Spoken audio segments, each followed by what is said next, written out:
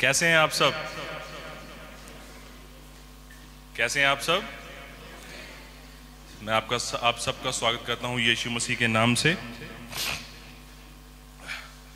इससे पहले कि हम वचन में जाएं, मैं आपके लिए प्रार्थना करूंगा। अपनी आंखों को बंद करेंगे, अपने सिरों को झुकाएंगे। पिता परमेश्वर, मैं धन्यवाद करता हूं इस समय के लिए। लॉर्ड, धन्यवाद करता हूं कि आज आपका आत्मा हमारे बीच में है पिता। और सच में हम ये प्रार्थना करते हैं कि प्रभु कि आज आप अपनी आत्मा के द्वारा हमें अपने वचनों को समझने के लिए सहायता कीजिए लॉर्ड। हमारी मन की आंखों को ज्योतिर्मय कीजिए लॉर्ड, ताकि हम आपके वचनों को समझ सकें और लॉर्ड उसे अंडरस्टैंड कर सकें, ताकि हमारा जीवन वैसा हो जाए जैसा आप चाहते हैं लॉर्ड। ये प्रार्थना मैं यीशु मसीह के नाम से मांगता हूँ। आगे के समय को हम पास जी को देंगे। हम तालियों के साथ उनका स्वागत करेंगे।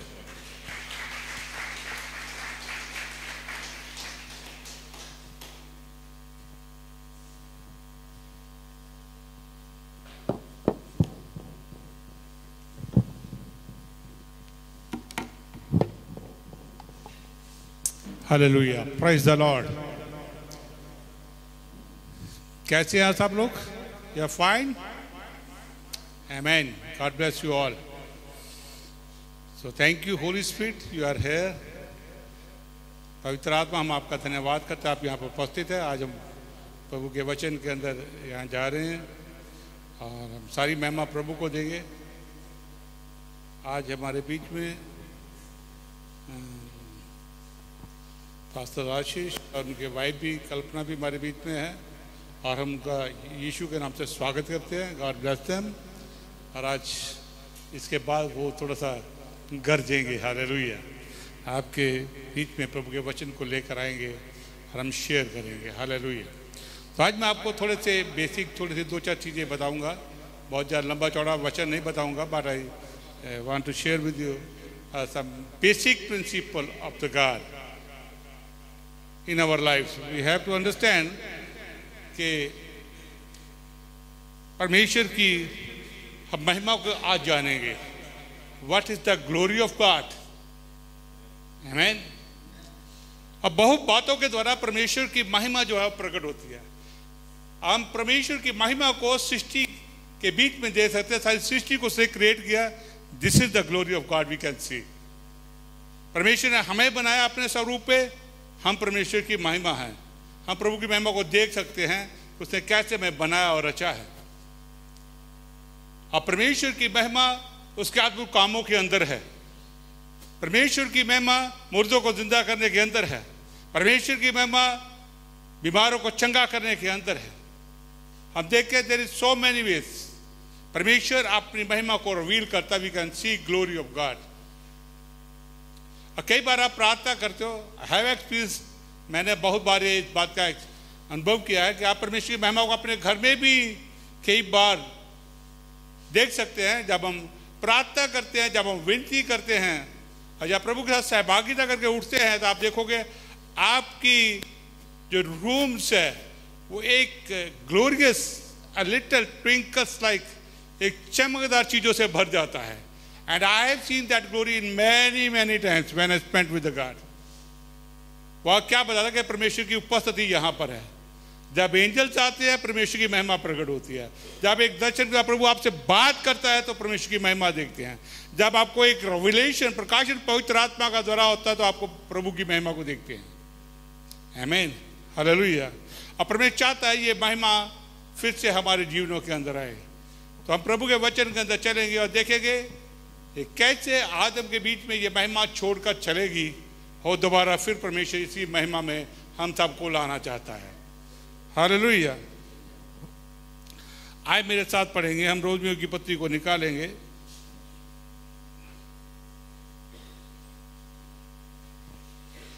तीन का 23।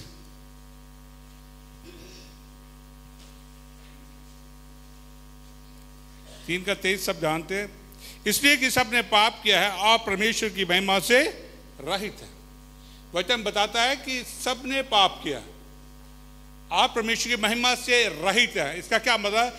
परमेश्वर की उपस्थिति ना कि उनके अंदर है, ना ही उनके साथ है। वो परमेश्वर की महिमा से बिल्कुल अलग है। और आप देखते हैं ये परमेश्वर की महिमा हम आदम के साथ देखते हैं जब वो अदन के वाटिका में था। हम जब उत्पत्ति, परमेश्वर ने कहा हम मनुष्यों को अपने स्वरूप और अपनी समानता में बनाएंगे। परमेश्वर हम सबको बनाया और रचा। परमेश्वर को हमें बनाने की क्यों जरूरत पड़ी? परमेश्वर में क्यों रचा, क्यों बनाया? सवाल ये है। परमेश्वर अच्छा बड़ा राज्य कर रहा है स्वर्ग के अंदर, लेकिन उसने जमीन के ऊपर हमें रचने का क्यों प्लान किया? उसे क्यों हमें मिट्टी से रचा? क्या बात है? उसके बाद करोड़ों स्वर्गदूत है, लाखों स्वर्गदूत है जो राज्य कर रहे हैं, जो सृष्टि को संभाल रहे हैं, लेकिन फिर हमारी क्या जरूरत पड़ गई? क्या उसे अपनी समानता में हमें बनाना पड़ा?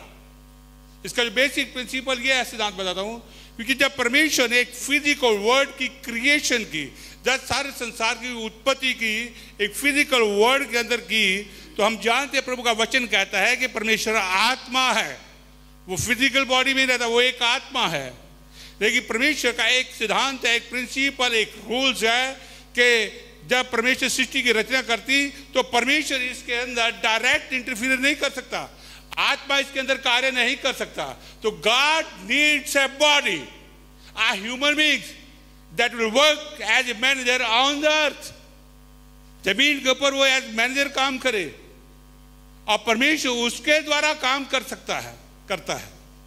आज भी परमेश्वर जो है डायरेक्ट एंट्री कभी नहीं देता, वो चुनता है और चुने हुओं के द्वारा काम करता है। हालेलुया। और यही प्रिंसिपल शैतान को भी पता था कि अब ये सृष्टि रची गई है, मैं इसके बीच में दखलंदाजी नहीं कर सकता, क्योंकि ये परमेश्वर का लॉ है, जिससे डिवाइन लॉ, ये डिवाइन प्रिंसिपल है। तो उसने क्या बोला? उसने भी जब आदम हवा को बहकाया तो क्या लिया उसने सांप के शरीर में होके बात की, उसे डायरेक्ट बात नहीं की, वो कर ही नहीं सकता। अगेंस्ट द सुपरनेचुरल लॉ वो नहीं कर सकता था, इसलिए he needs a body. The devil comes in the body of snake and उसने उसी के द्वारा आदम हवा से बात की, और वो जानता था कि मुझे क्या करना है।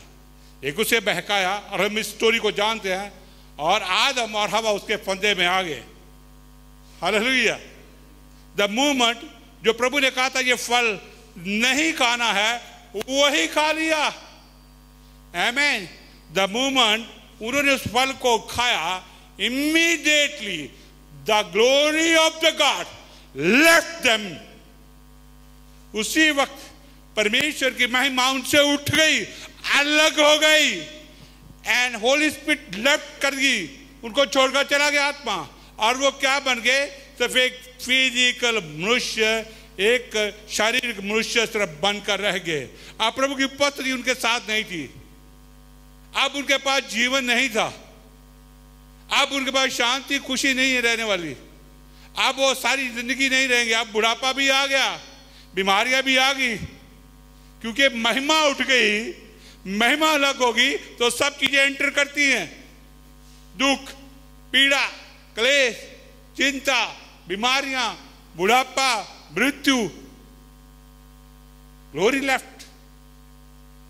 परमेश्वर को पता था। अब क्या हुआ? स्केप्टर किसके हाथ में आ गया? राज्य किसके हाथ में चला गया? शैतान ने। रोमियो कहता है 5वां अध्याय कि शैतान ने मौत के द्वारा सारी पृथ्वी को राज्य किया। तो डेथ उसे राज्य करना शुरू कर दिया। लेकिन परमेश्वर जो योजना ओरिजिनल में बनाता है उसको कभी मिस नहीं करता है, उसको पूरा करना होता है। He has a plan. उसको उसकी योजना थी कि हम इस सबको बनाएंगे, रचेंगे। उसने क्या कहा? जब हवा को बोला तो क्या बोला? इसी के द्वारा, इसी का पुत्र तेरे सिर को कुचलेगा और जो स्केप्टर तेरे पास है वापस आएगा। आप जानते हैं द मूवमेंट ये भविष्यवाणी अदन की वाटिका में हुई, परमेश्वर ने कहा, उसी दिन से शैतान मनुष्य के पीछे लग गया। उसको पता था कि इसी स्त्री के वंश एक ऐसा उद्धार करता आएगा जो मुझे हराएगा और मेरी सारी सामर्थ को वापस लेगा। That's why in the beginning, from the very beginning, शैतान जो है वो मनुष्यों की जो ब्रीड्स है, हमारी जो नस्ल है, उसे तबाह करने पे लगा हुआ है from the very beginning. Hallelujah. और आज इसने क्या किया, जब भी ये इस पृथ्वी के ऊपर से, इस बाइबल में नहीं लिखा, लेकिन अगर आपके पास कभी हनोक की किताब आएगी तो आप बेशक निकाल के पढ़ सकते हो। उसके अंदर सब कुछ, ये वो अभी भी है, पिछले 15 साल से आई है, पहले नहीं थी। उसमें सब कुछ लिखा हुआ है। परमेश्वर ने एंजल्स भेजे, नीचे भेजे आदम के अगुवाई करने के। 200 एंजल, 200 एंजल्स वर सेंट। उनमें कुछ मेजर एंजल्स थे जिनके पीछे बाकी एंजल काम कर रहे हैं। उनका क्या काम था कि आदम को, वंश को गाइड करे ताकि वो शांति से पृथ्वी पर बने रहें। और इन एंजल्स के पास इतनी पावर थी जो परमेश्वर उनको दी हुई थी कि वो जो चाहे कर सकते थे। लेकिन शैतान ने उनको बहकाया। उनको मनुष्य की स्त्री अच्छी लगी, वो उतर आया, उन्होंने शादी की। और वहां से क्या पैदा हुए, उनकी शादी से क्या पैदा हुए, बड़े बड़े बड़े बड़े बड़े बड़े मनुष्य पैदा हो गए। आप जानते, अभी आप पढ़ते हो ना कई बार, ये क्या किया उन्होंने, जो ह्यूमन की ओरिजिनल ब्रीड थी उसको मिक्स ब्रीड बना दिया कि वो जानते थे इनके द्वारा उद्धार करता नहीं आ सकता। शैतान ये काम किया जमीन के ऊपर। हालेलुया। हमारे इतिहास में पढ़ो, महाभारत में पढ़ो, महाबली कोई 6 महीने सोता है, कोई 100 फुट का लंबा है। इनको नेफ्लिम्स बोलते हैं, बाइबल इनको नेफ्लिम्स बोलती है। नेफ्लिम्स की पूरी नस्ल जमीन के ऊपर आ गई। और जहां पर भी उन नेफ्लिम्स को एक आम साधारण मनुष्य नजर आता था, उन्हें मारते थे, खाते थे। इतना अत्याचार उन्होंने कर दिया था। तो शैतान का यही था कि मुझे इस सारी जितने भी मानव जाति है इसे भ्रष्ट करना है, इससे नेफ्लिम पैदा करने हैं। और नेफ्लिम का कभी उद्धार नहीं हो सकता। मनुष्यों का उद्धार है, उसका नहीं।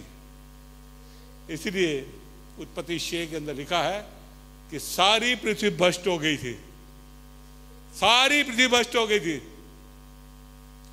परमेश्वर ने कभी नहीं चाहता मनुष्य हथियार बनाना सीखे।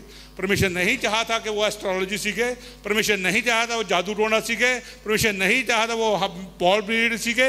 ये प्रभु के प्लान में नहीं था। उसने एंजल को कहा था ये चीजें आदम को मत सिखाना, लेकिन उन लोगों ने आके यही सिखाई। हालेलुया। वो भ्रष्ट हो गए। उनको परमेश्वर ने हमेशा के लिए सजा के लिए बांध रखा है। और कईयों की पहला पत्रस के अंदर भी विवरण आता है, लिखा है कि परमेश्वर ने उन दूतों को भी बांध कर रखा है न्याय के दिन के लिए। और लेकिन उस वहां पर बचाया प्रभु ने। 6 अध्याय के अंदर लिखता है किसको बचाया, नोहा और उसके परिवार को। सारी भ्रष्ट हो चुकी थी, हाइब्रिड बन चुके थे मनुष्य, अब उनका उद्धार नहीं हो सकता था। तो प्रभु को जल के द्वारा उनको खत्म करना पड़ा। और नोहा और उसके वंशज को बचा दिया 8 लोगों को, जिनके द्वारा अब उद्धार करता आएगा। मैं ज्यादा शॉर्ट बहुत लंबा नहीं करूंगा, शॉर्ट पे ले आता हूं। आप जानते जब यीशु मसीह भी पैदा हुआ था, उसके पैदा होने की सूचना मिली थी, तो राजा हेरोदेस ने क्या किया था, जितने भी उस इलाके में लोग थे, बच्चे थे 2 साल से छोटे, सब मरवा दिए थे। Plan of the devil. लेकिन परमेश्वर की जो ओरिजिनल योजना वो कभी चेंज नहीं होती। परमेश्वर कभी बदलता नहीं है, उसके सिद्धांत कभी बदलते नहीं है, उसके प्रिंसिपल कभी बदलते नहीं है। परमेश्वर को पता था अब मुझे मनुष्यों का उद्धार करना है। उनको पता था उद्धार सिर्फ परमेश्वर ही कर सकता है, मनुष्य नहीं कर सकते। पापी का उद्धार नहीं कर सकता है, एक धर्मी का बलिदान चाहिए था। इसे हमारा प्रभु यीशु मसीह दुनिया में आया और दुनिया में आकर उससे हमारे लिए क्रूस के ऊपर जान दी। वो मारा गया, दफनाया गया, 3 दिन मुर्दों में से जी उठा। और क्रूस पे यीशु मसीह ने क्या किया, वही जो भविष्यवाणी अदन के वाटिका में की थी कि इसी स्त्री का वंश तेरे सिर को खुचरेगा, उसी यीशु मसीह जब आया, मरियम का पुत्र जब आया, परमेश्वर का पुत्र जब आया, तो उसे क्रूस के ऊपर शैतान के सिर को कुचला और सारा अधिकार से वापस ले लिया। इसलिए यीशु ने जब जिंदा हुआ सबसे बड़ी और सबसे पहली स्टेटमेंट यही दी, देखो मुझे पृथ्वी और स्वर्ग का सारा अधिकार दे दिया गया है, इसलिए जाओ और जाके खुशखबरी सुनाओ। हालेलुया। जब ये बात हो गई और प्रभु ने क्या कहा, वेट पिता के वादा होने का, पूरा होने का इंतजार करो। हालेलुया। जब रोम प्रेरितों काम 1:8 में पढ़ते हम, इंतजार करना जब प्रभु ने वादा किया है। जब हम देखते हैं यरूशलेम के अंदर 120 लोग प्रार्थना कर रहे थे, प्रेरितों काम दूसरी पुस्तक में देखे, हालेलुया, परमेश्वर की महिमा स्वर्ग से फिर वापस मनुष्यों में लौट आई। पवित्र आत्मा फिर से जमीन के ऊपर बहा दिया गया मनुष्यों के बीच में, ताकि वही मनुष्य जिनसे महिमा अदन के वाटिका में छिन गई थी, वही महिमा हमें लौटा दी। हालेलुया। सब लोग पवित्र आत्मा से भर गए, अन्य भाषा बोलने लगे। आप जानते हैं जब परमेश्वर की महिमा आपको अंदर और बाहर से ग्रैब करती है तो क्या होता है, आपके अंदर ऐसी खुशी भर जाती है जिसका लेवल इतना ऊंचा है कि संसार की कोई भी चीज छू नहीं सकती है। वो शांति का लेवल इतना बड़ा हो जाता है कि कोई शांति उसके मुकाबले नहीं रहती। आप परमेश्वर की मैजेस्टी, उसके स्प्लेंडर, उसकी महिमा को आपके जीवन के अंदर प्रकट होते देखते हैं। I know that. I have experience. मुझे अभी भी याद, मेरा उद्धार हुआ था 2 साल तक, क्योंकि पंजाबी पास्टर था, पंजाबी सिखाया, मैं पजामा कुर्ता पहन के घूमता था, सफ़ेद पजामा कुर्ता पहनना। लेकिन जब आहिस्ता आहिस्ता मच्योर हुए, बड़े हुए, समझ आई, फिर हमें समझ लगा नहीं, पैंट कमीज भी पहनना जरूरी है। एंड वन थिंग, यहाँ तक सिखाया था आधी बाजू की शर्ट भी नहीं पहन के खुदा के पास जाना है। हम, मैं आधी बाजू की शर्ट भी नहीं पहनता था। आजकल तो डॉलर निकाल के घूमते हैं चर्च में। It was the love and the fear of the God, because महिमा को हमने देखा था। I have seen that. वो महिमा स्टिल हमारे अंदर है, वो साथ है, और हम रोज उसकी महिमा को देखते हैं। वो महिमा परमेश्वर अब हमारे बीच में लौटा दी है। अभी भी कई लोग चर्च में आते हैं, कलीसियाओं में आते हैं, लेकिन वो महिमा उनके पास है नहीं है, इसलिए उनको चर्च में आने के लिए बड़ी दिक्कत, उनको बड़ी परेशानी होती है। उनको आपको चर्च में बुलाने के लिए 10 बार बोलना पड़ेगा, क्योंकि they have not seen that glory, that Splendor, that majesty, that glorious happiness, the level of peace and level of happiness, the presence of the God, they have never experience. इसलिए वो महान परमेश्वर की आराधना के लिए उनको लाना भी बड़ी मुश्किल की बात हो जाती है। उनको संसार की छोटी छोटी चीजें भटका कर अपने पीछे लगा देती है। हालेलुया। लेकिन उस ग्लोरी के सामने दुनिया की कोई भी चीज कहीं पर महत्व नहीं रखती है। आमीन। हालेलुया। हमारी उसके सामने महत्व क्या है? हमारे उसकी महिमा के सामने आज किसको महत्व देते हैं? माय जॉब, मेरा काम, मुझे वहां जाना है, that is much important for me. तो हम ग्लोरी को कितना छोटा कर दिया। हमने मसीह के साथ ऊपर उठने के बजाय, मसीह के साथ ऊपर उठने के बजाय, मसीह इसीलिए हमारी समानता में आया ताकि वो हमें अपने लेवल पर लेकर जाए। हमने उल्टा क्या कर दिया? हालेलुया, मसीह को ही अपने लेवल पर ले आए। ये है डाउन, नथिंग, नो इंटरेस्ट। कोई वर्शिप का इंटरेस्ट नहीं, कोई उस ग्लोरी, उसकी महिमा जो आपके अंदर भरी पड़ी है, उसके बाद प्रभु की आराधना करने का मन नहीं होता हमारा। वी आर मोस्ट इंपॉर्टेंट, दुनिया की सब चीज हमारे लिए इंपॉर्टेंट है accept the glory of the God. I have seen, I daily seen. कल मैंने देखी शाम को, मेरे बाथरूम के बाहर बहुत सारी महिमा को देख रहा हूं। आई जस्ट वांट, जब आप दिल से प्रभु यीशु मसीह में विश्वास करोगे, मन फिरा लोगे, लिखा है कि सबने पाप किया, आप परमेश्वर की महिमा से अलग हो गए। अब हमें उस महिमा को लेना है। वो मन फिराए बिना नहीं आएगी, और झूठा मन फिराना नहीं, सच्चा मन फिराना। ट्रुथफुल वे, परमेश्वर ट्रुथ पे काम करता है। मेरा मन बदल गया तो बदल गया, नथिंग, उसके सामने कुछ भी नहीं है। हालेलुया। इसीलिए परमेश्वर इस जमीन के ऊपर कभी डायरेक्ट काम नहीं करता है, ना ही शैतान काम कर सकता है। अब जानते शैतान भी अपने एंजल्स, अपने लोग को यहाँ उसने खड़ा कर रखा है। कोई जादू करने वाला है, कोई बाबा है, कोई कुछ बना हुआ है, कोई कुछ बना हुआ है, because devil work through them. लेकिन परमेश्वर यीशु मसीह पे विश्वास करने वालों को अलग करता है और उनका उद्धार करके अपनी महिमा को उनके अंदर भर देता है। वो परमेश्वर की महिमा करते हैं, वो represent the God on earth. वो प्रभु के किंगडम को जमीन के ऊपर लाते हैं, वो प्रभु के राज्य को लोगों के बीच में लेकर आते हैं। परमेश्वर हमारे द्वारा काम करता है। Without us God will nothing do. आमीन। मुझे एक बार अभी भी याद आई, एक साउथ कोरिया का बहुत बड़ा कंपनी का सीईओ था। When he see the glory of the God, उसका उद्धार हुआ।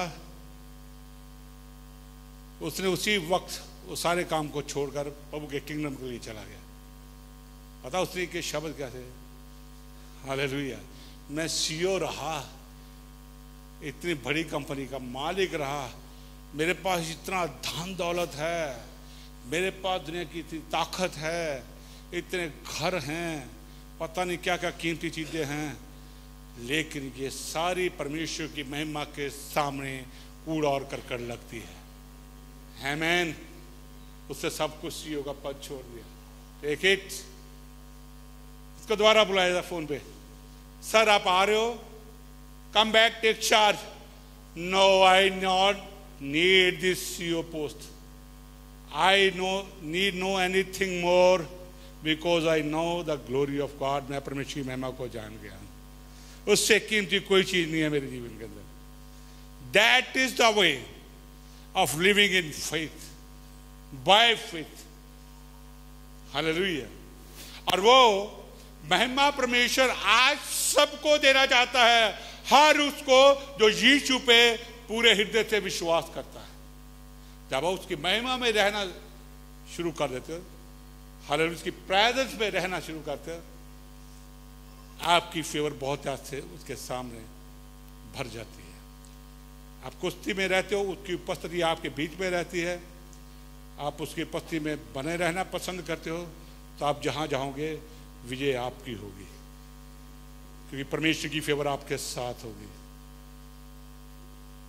आप जहां जाओगे जस्टिस आपके साथ होगा, प्रभु आपके शत्रुओं से लड़ेगा, न आपकी फेवर में आएगा। आज जहां जहां जाओगे वहां वहां पर आप लोग के जीवन के अंदर इंपैक्ट डालोगे, प्रभाव डालोगे।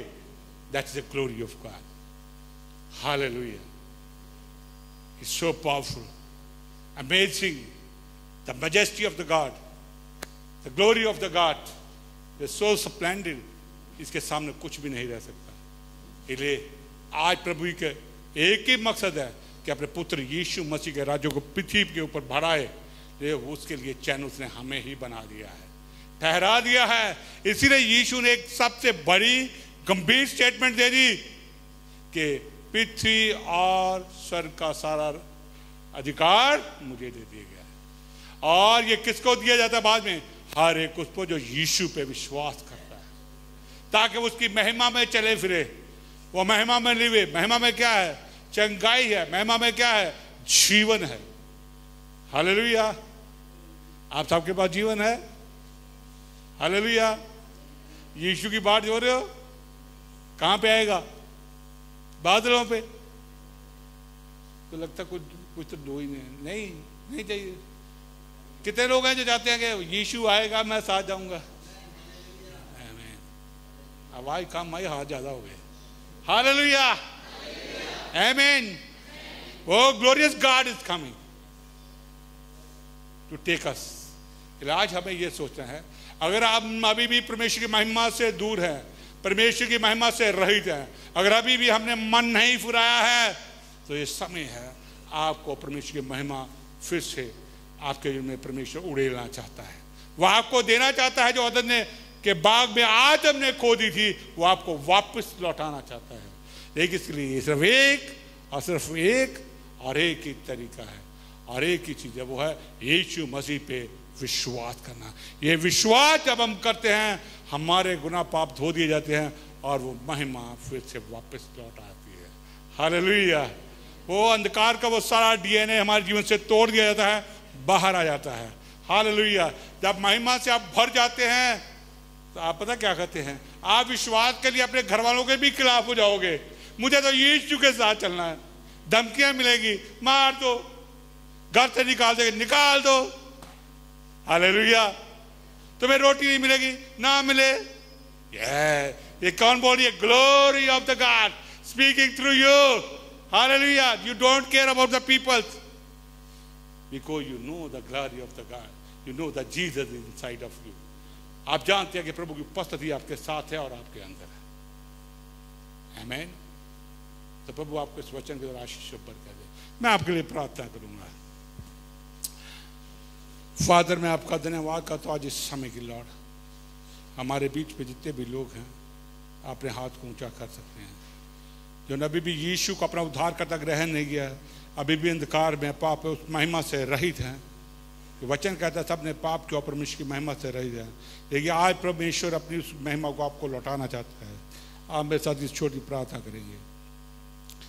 प्यारे प्रभु जी, मैं विश्वास करता हूँ कि यीशु मसीह मेरे पापों के लिए मारा गया, तब सुनाया गया और तीसरे मुर्दों में से जिंदा हो गया। तो मैं विश्वास करता हूँ कि आप जिंदा हैं। यीशु, मैं अपना हृदय अपने के लिए खोलता हूँ, मेरे हृदय में आइए और मुझे नया जीवन दीजिए। मैं आज आपको अपना प्रभु और उद्धारकर्ता करके, प्रभु और उद्धारकर्ता करके ग्रहण करता हूँ। आज के बाद आप मेरे जीवन के राजा हैं। धन्यवाद करता हूँ मुझे फिर से वो महिमा लौटाने के लिए, मुझे नया जीवन देने के लिए। यीशु के नाम से मांगते हैं, आमीन। Thank you very much. God bless you all.